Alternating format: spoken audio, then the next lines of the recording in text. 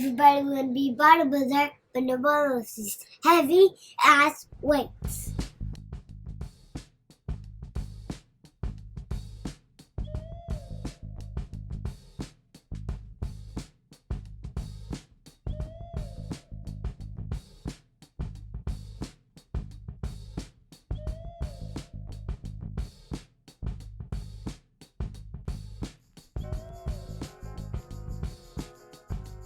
What's up, everybody? Welcome to episode 102 of Buckets of Duckets. I am your co-host, Chase Myers. I am sitting at my brand new, nice dining room table. Every so often, I get together with my best friend, hilarious comedian. He's down in Louisiana. I'm in Seattle. Give it up for my co-host, the one, Josh Watts. Good evening, shitheads. It's your boy, the Mohawk to Meat Castle. This is episode 102. That would be 60, that would be 51 doubled upon itself. Ooh, upon itself. Upon itself. Can't argue with that. Can't argue with the math. YouTube people, subscribe, like, tell a friend. What the fuck are y'all doing? No, I'm sorry. I thought we were doing something different. Also answer that question. Think about it for a second. What the fuck are you doing? Are you happy with your decisions that you've been making? I tell you right now, if you watch on YouTube, you probably aren't. Right? Could you maybe find a better use, a better form of entertainment? I think you can, and it's right here. You did it. Great job. Boom. Podcast people, follow, subscribe, whatever they're calling it now on. I think you can get like podcasts just like anywhere. So, pick it up from a CD at a gas station or whatever. Yep. You can buy a prepaid podcast card at the gas station. Yep. And then you can download so many episodes, just the ones you paid for. Yeah, Pod Dot. Get a Pod Dot card and load it up with some new episodes. Check us out. Tell a friend about it. Pass it on. Hey, man, how you been? Not good. Not good? Fuck. Real bad, dude. Hey, we're getting serious on this one. I lost it all. The kids started school. Oh, man. So it was Henry's both first of them, day right? Both of them, dude. Both. So Henry started kindergarten. So we had a thing where his birthday is in September. Okay. So we were going to wait. He was going to do pre-K this year because he'll be 5 at the end of the month. So he was going to do pre-K this year, but it was at a private pre-K that was going to cost us like $4,000 or something crazy for pre-K.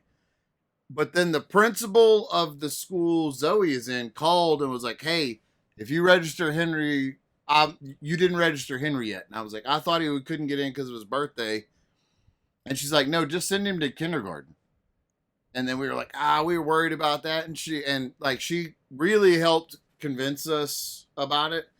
And Zoe's kindergarten teacher, when Zoe's in kindergarten, she met her best friend, Isabel. And Isabel's little sister, Alina, is Henry's best friend. And Isabel and Zoe met in this same kindergarten class. And now Henry and Alina both have the same kindergarten teacher. Okay. Does that make sense? So he'll at least have a friend? Is that what you're getting at? Yeah. He's in the same class with his best friend, just like Zoe was with her best friend. So it worked out. And, bruh. So we're going to drop him off. He's so fucking excited. So hold on. All right. So he's going to be like the youngest in his class then. So that's going to be... Yeah, probably. That's interesting. You ever met... did you ever... Like, I played sports in high school and stuff. And every now and then I'd run into people whose parents like held them back a year so that way they could be older to to be better at sports? To be better at sports, yeah. Yeah. We thought about holding him back because, like I said, we were going to. But then we found out he'll be at the same school as his sister. He'll be in the same class as his best friend. And this teacher was the teacher that taught Zoe. And she's very good. And she's That's really, cool. We wanted to see. Worst case scenario, he does kindergarten again. But like. Let him be a phenom. Let him fucking. Graduate. Graduate at 17. We were mostly look down on everybody for the rest of his life. Like his maturity. Is he going to be able to handle? Right. He's never been in school. He's only been to one summer camp. So is he going to be cool with this? And the pre-K we were going to send him to was only 9 to 1. which isn't that bad. Now he's going from 8 to 4. Like, he's Yeah. full day. And he's so fucking excited. And he asked me to give him he wanted a mohawk. So I gave him a fresh mohawk. And we spiked it up. He wanted blue stuff to put in his hair. I don't know why. It wanted blue. So we went and bought him blue. He just wanted to stuff assert dominance on day one. So little dude showed up first day of school. He's so little, Chase, that we had to buy, like, kids' clothes are sized by age. And he's 5, and we had to buy him 2-year-old shorts, like 2s, and they still barely fit him because he's so tiny.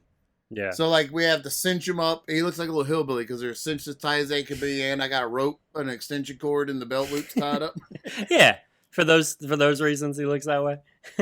We put a straw hat on him.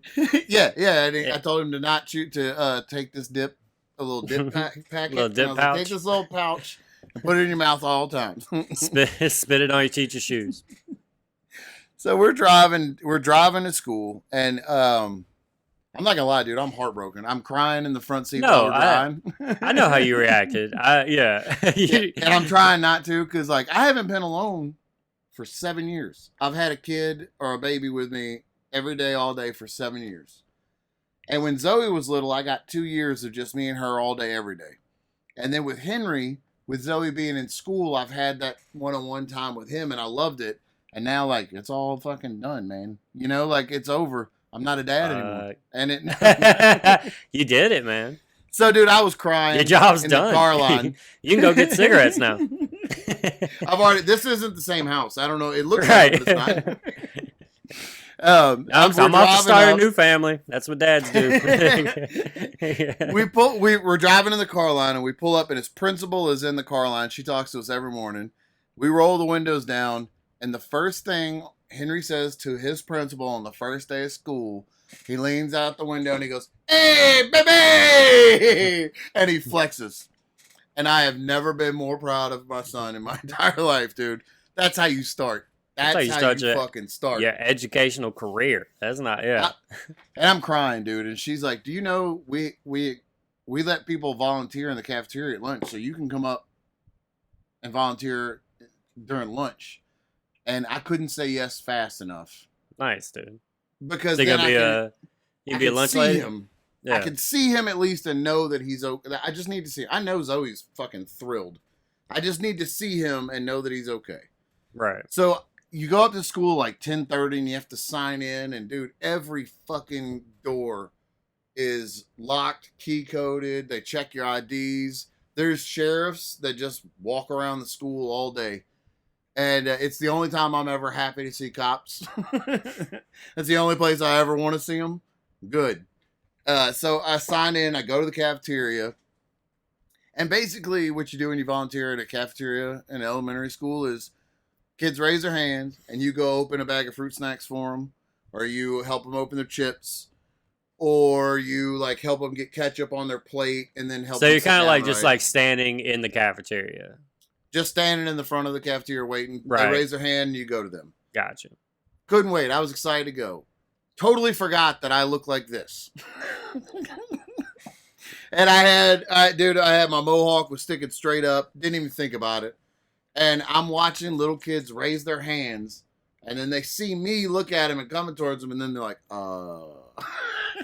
Because it's me and, like, I'm the only dad that's and yeah, somebody else in a suit and somebody else in some khakis, and then you with no sleeves. This is the exact shirt I was wearing. What you got, buddy?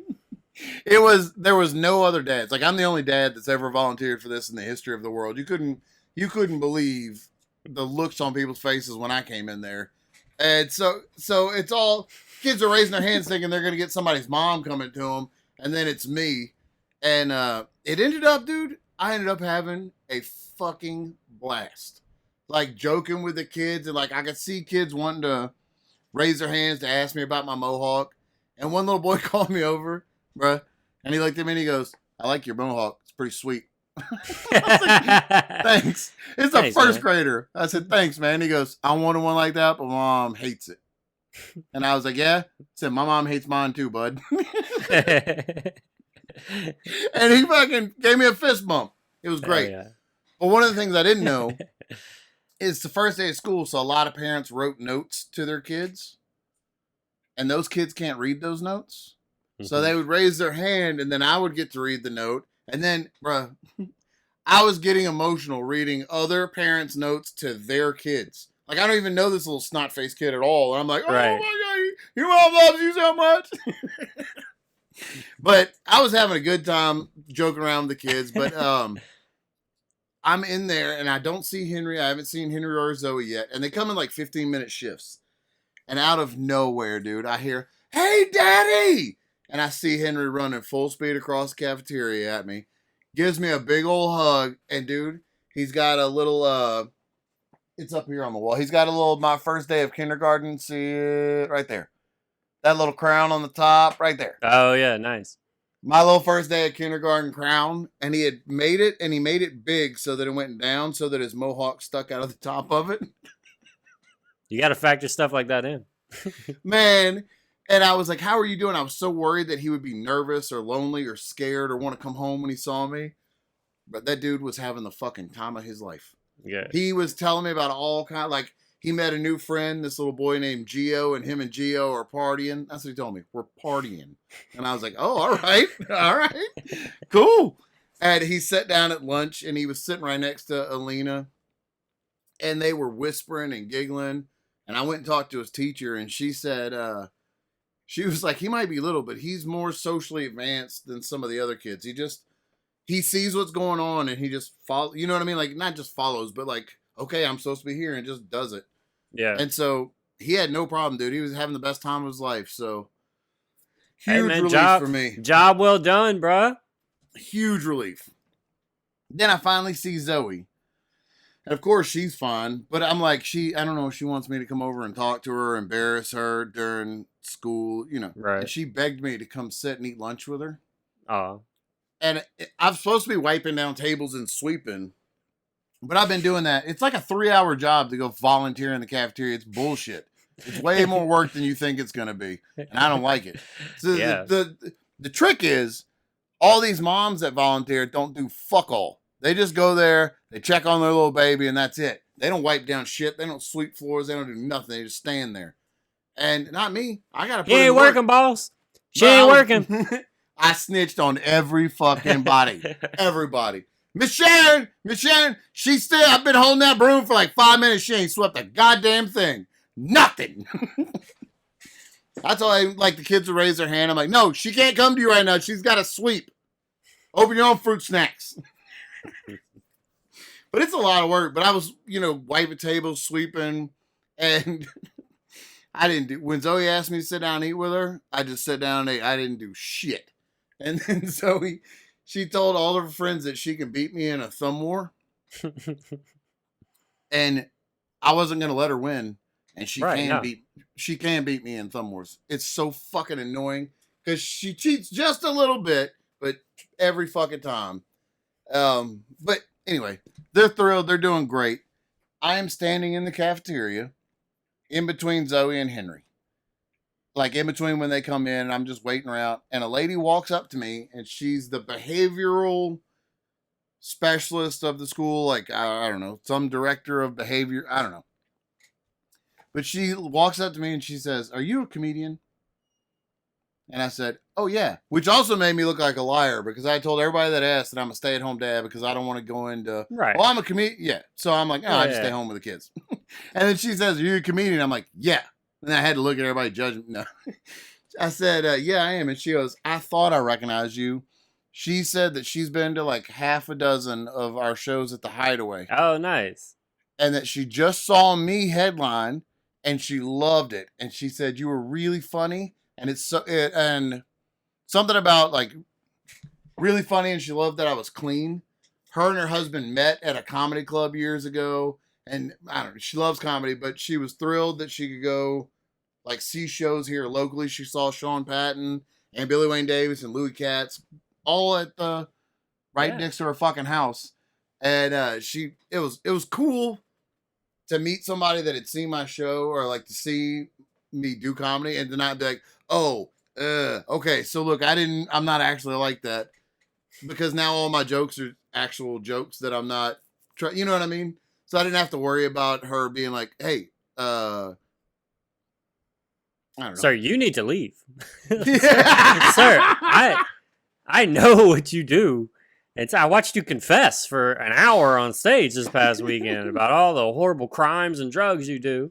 You are not allowed to be here.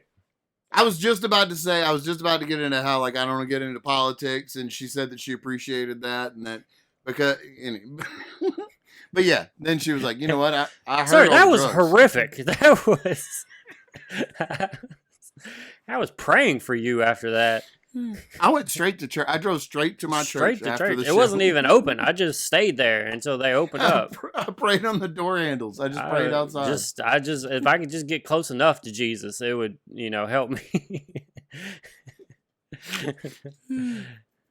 I did a show last Thursday. Tell me what you think about this move. I've had split opinions on this move, but overall they come to the same thing. All right, so I do this show. I'm gonna describe the show, and then I'm gonna tell you what I did after. So the show was at this. They got a new comedy club on Capitol Hill, which is like it's where all the soy is made in Seattle, and it's just everybody, every fucking head out there got a beanie on it, don't they? Just on their fucking. And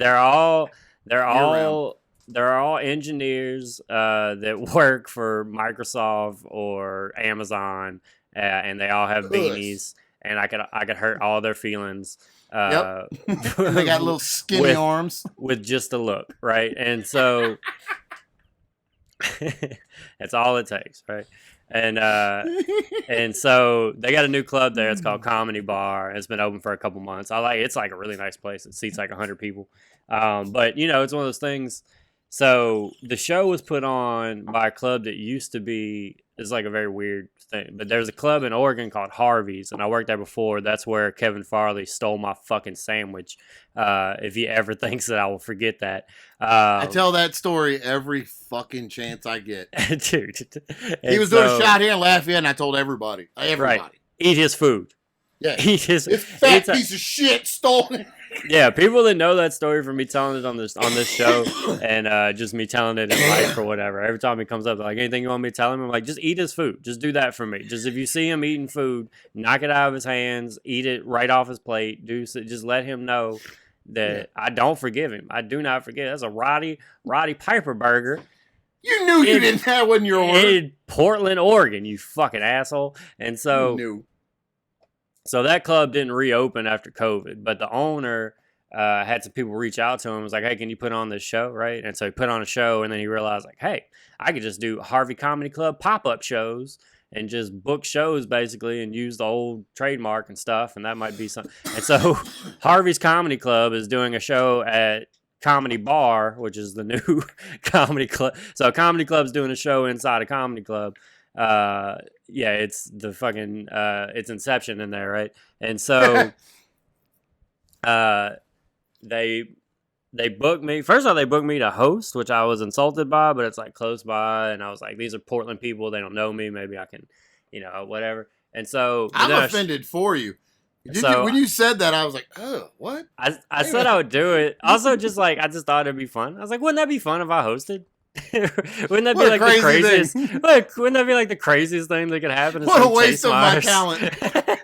Hosting a show. That'd be so. Imagine driving me out there and then just having me host. Me just blowing the show up immediately. That would be so good. So that'd be fun for me to do. Make a feature nervous. And so I get there, and then the club owner sees me, and he remembers, like, oh, fuck, I remember you. You're the guy that hadn't stopped bitching for 5 years about Kevin Farley eating your burger. I remember you, man. And I was like, yeah, remember that? Oh, you here to give me my fucking money for that burger you ate, or what's going on? That's the only reason I took this host job. Is I was hoping you'd be here. I was hoping that we could have this conversation. All right.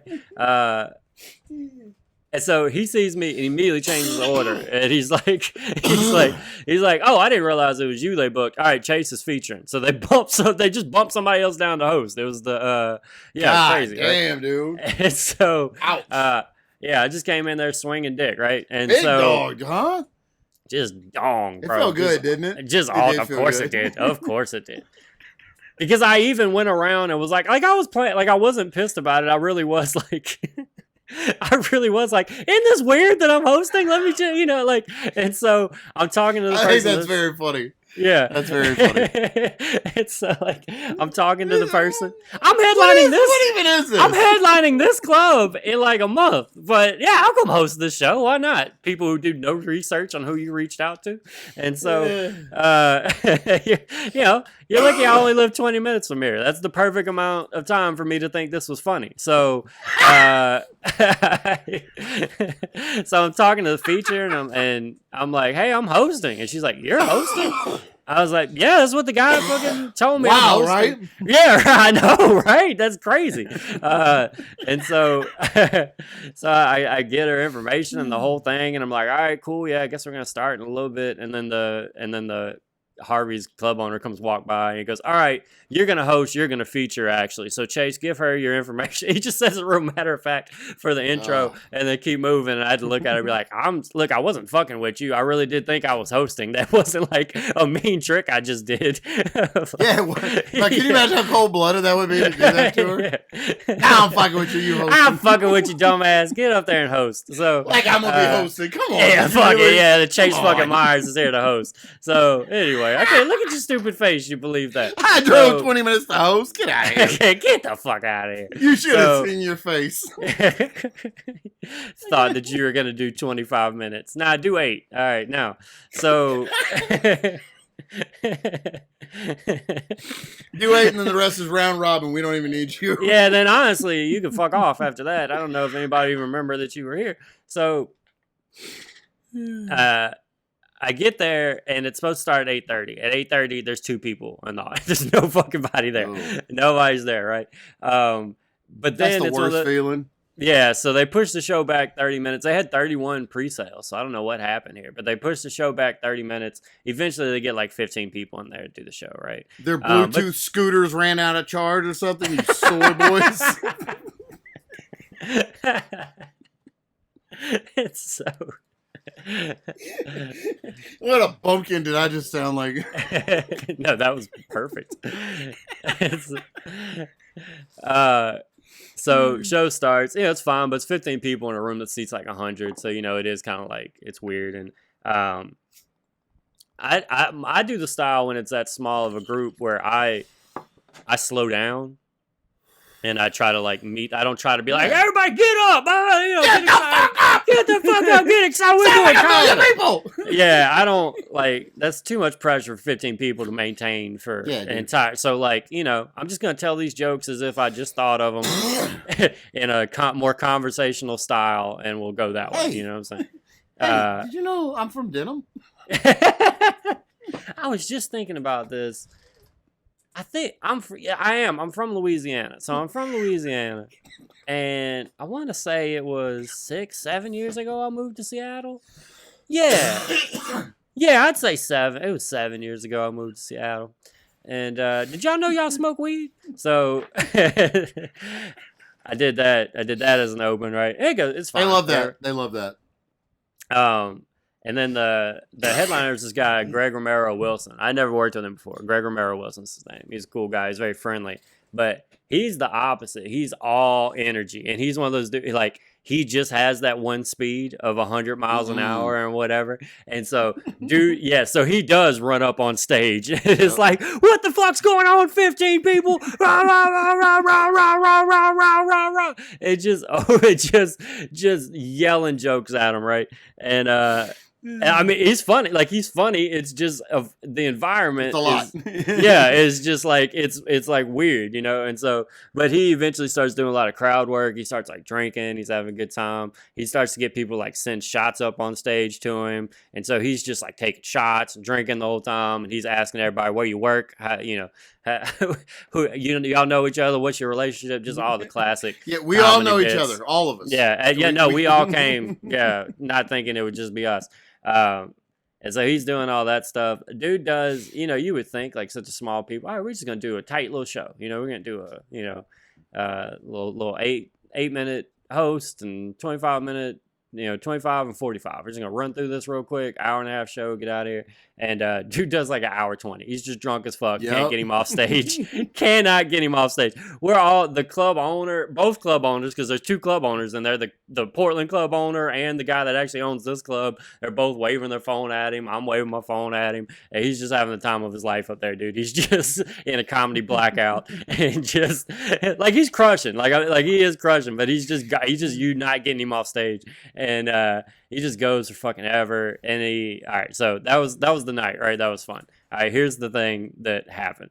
So he had this whole bit about how you've probably heard people with this take of like, you're in a good relationship when you can just rip farts right in front of the one you love. Just when you can just right in their face, that's when you know that you've really reached that level. You can shit in her lap. Right in her, right there. That's when you fart in your hand, put it in their face. That's how you know that you really made some love. So that's his take, and I've heard people say that, and it's just always funny the people that say that never are in a relationship, because that's very disrespectful to somebody you love. Keep that shit as a go to the bathroom. Be a polite person. Why? Because you love somebody, now you just got to be gross around them? That doesn't make any fucking sense to me. And so, but that's his take, and whatever. But he's got a shirt that says "Love is farts," right? That's his shirt.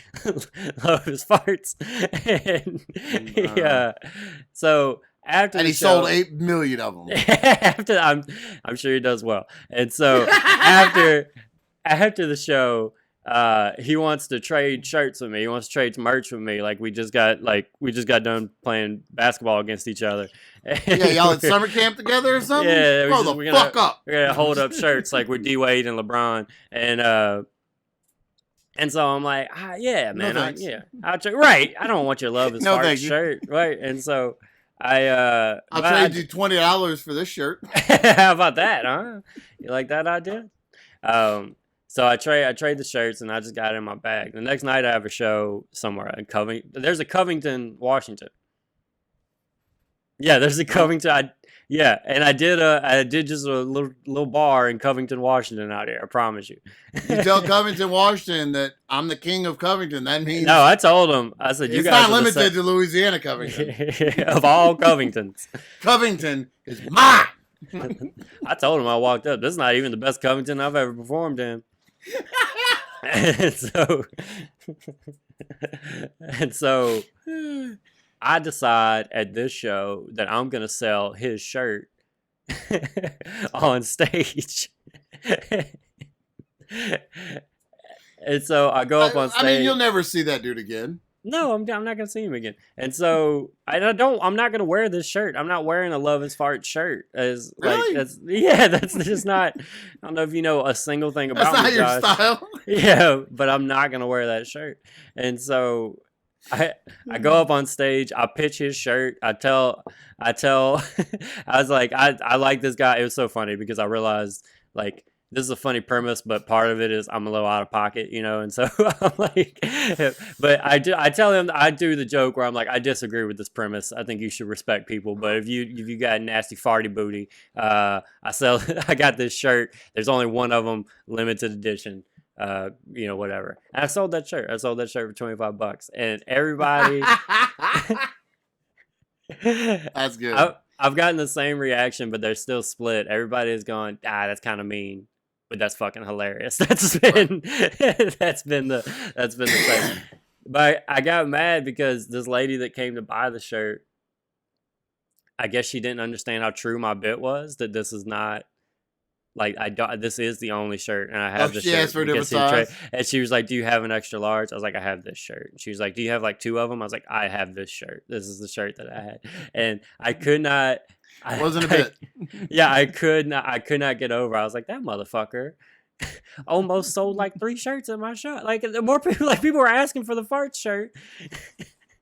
What a fucking asshole I am, be up here shitting on his premise whenever it's selling fucking merch at your own show. Yeah. God damn. But yeah, I sold another comic shirt at my show. Chase, I want to show you something I got. Oh man, I'm excited for this.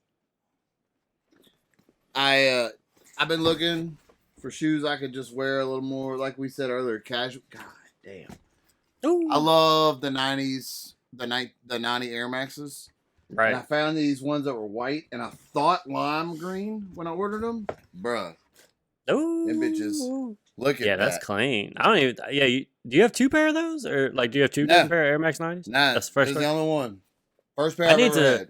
I need to get some Air Max shoes, just because those are like more like they're fly, but they're still like casual to wear. They're hard as fuck to find out here unless you want to like the 90s. You can find the 95s, but I don't like the 95s. I'm okay with some of the Air Max 95s. God. No, that's clean. Woo!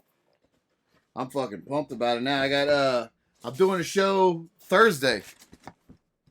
Thursday night we're doing a Morgan Freeman's club in Biloxi, yeah, that Morgan Mississippi. Freeman. You heard that right? Yeah. That Morgan Freeman. I'm gonna make him laugh. I'm gonna make him laugh so hard his dick's gonna be wet. I promise you. I'll be in. Watch. Say I won't be in the next movie. Say I won't be in the next movie. Whatever it is. That bet if you want. It's called Club Zero in Biloxi though, and they're filming it. The guy that's booked it is they got like 4 cameras set up, and they're filming it all around, like doing a big special, like the air of a special to film it. And they're gonna, I don't know. I'm getting a 20-minute video out of it, and I'm really pumped. I've only been to Mississippi a couple times, so I'm pumped to go to a big place like this. I performed in Biloxi a couple years ago, and they were like a great crowd. Like Biloxi had like surprisingly good crowd. So. Good. I don't know, but you're in a casino though, right? No, it's a blues club. It's a blues club. Okay. It's called Ground Zero, and like it's a performance venue, so people aren't coming there just like they know when they come. Oh, perfect. To see yeah, you should have a good because they do have like I don't it's not like Biloxi City is or like Biloxi is like this mecca of entertainment, but they do a lot of shows down there. There is like a lot like there. It's not like foreign to have like cool shit. So those dumb Mississippi fucks are conditioned to sit down and shut up. That's all I ask. So I'm pumped to go do that show. They're like, he might be here, he might not. He lives in Biloxi. Morgan Freeman just fucking lives. And I'm telling you right now, if I get in the green room, I'm not leaving until Morgan Freeman comes. Call the cops. Call whoever that's how you want. make sure that he's there. You don't think I could take out a couple Mississippi cops? Get the fuck out of here. And then this weekend we have our the first Caddyshack comedy show at the Country Club. Hey, with the dinner, dude. I was 100% wrong. That is what that market wanted. Yeah, Country Club. Oh, the ticket thing. Yeah. Yeah, dude. I did not expect it. I don't know, man. Yeah, that's what they wanted. They pay a monthly membership, so they don't mind paying for stuff. Like people are buying. Like we had somebody buy 40 tickets. Fuck. 40. I don't even know 40 people. That's crazy. They're $45 a piece, and this dude. I got like 4 friends. That's insane. That's fucking crazy. I don't know 40 minutes worth of jokes. I don't know what I'm gonna do. We're fucked. People are already. We are. We're in way over our fucking heads. But people are already like messaging for when the next month is going to be, and if we know who the next lineup is going to be. So that's fucking great, dude. Oh, and one more thing. I ran the album, like I told you. I don't think I've recorded since then. I did 45 minutes, and I forgot like 5 big bits. Not forgot, but like I still had like 5 good size bits out there. So you got well over an hour then. Yeah, some of it isn't as good. Like some of it needs a little more work than other. But there's like, because I'm doing the album, I want it to be from becoming a dad until now. And so there's some of the jokes that I told. Remember when I told the joke about getting stung on the titty by a wasp and tossing the baby like a frisbee? That one, I've been telling that one again. I've changed it a little bit to make it a little more realistic. It was kind of out there. I've made it a little more, and but I forgot that one. But I ran the whole, and it went so well, dude. It's every time I've ever wanted to record a set or like really needed a set to be good, it usually isn't. This just went fucking perfect. I had to add some act outs to slow my pace down. And I got a lot of compliments on the stuff that I added just to make sure I slowed down. Like some of it got real good laughs. There's a part where I'm slamming Kit Kats on a checkout register where I'm just staring at the lady and I'm just slamming. And I did it for, I don't know, a good 20 seconds or so. And I had to wait because it got good laughter. I don't know. It feels good. I was telling you before we started recording during private friendship time that I love comedy right now. I'm in love with it. I'm having a lot of fun doing it. I like showing everybody how much better I am at it than they are. That's one of my favorite things best, to do. Dude, you know what you should do is you should be booked as a host, as like a fucking as laughs, and then just bump the whole show. It's so much fun. It's so dude, as from somebody who's done it, fucking do it. It's like so. It's weird that this is coming up now. Last month, I was gonna host the show. And then the lineup, Tyler Arsenault was supposed to headline. And then when I got there, I said, hey, Tyler, guess what? One of us here is a host, and it's not me. Can you help me? I'm headlining now. Can you help me figure this out? Who that might be? I think you know. That's awesome. Hell yeah, man. Yeah, I've stayed busy lately working too. I've been whenever I get all fired up about comedy again, I'm always, obviously we always love comedy or whatever, but you have moments where you're like more inspired and stuff like that. Yeah. And I watched Paramount Plus now has Showtime, like on Paramount Plus. Oh, no shit. Yeah. And Showtime is something I've never been able to watch anything. Like I've never been like, I'm going to pay $10 a month for this, but they always have like some doc or some like, some comedy specials and stuff that are on there that I've never been able to watch because who the fuck has Showtime, But now it's just included in Paramount Plus, and there's a Comedy Store documentary on there, and it's long. It's like 6 parts, and it's like the whole history of it and stuff. No shit. It probably came out like 2 years ago or something like that, maybe like 2021. I watched that, and it's really good. I think I think it's just called the Comedy Store. But yeah, you'll see it. It like walks you through like the 70s all the way up to now. Every time you've given me something like books or something about comedy, like the late night war stuff, it's been fucking gold. Yeah, do that. Yeah, definitely do that one. I watched that. Linda had she went on she had like a sales conference because she's like a great salesperson, and she just left me here to fucking fend for myself. And by yourself, dude, I am no good on my own, bro. Yeah. I just spiraled, bro. I just seeing sleeves of Oreos and crying. Yeah, dude, just out of nowhere. But I found comfort in that Comedy Store documentary. So it kept you alive. I'm happy. All right, we got a minute left. You want to put some plugs? Yeah, Thursday, Ground Zero. I don't know the date. Thursday, August 17th, Ground Zero in Biloxi. Saturday, August 19th, the Country Covington Club, Caddyshack Comedy.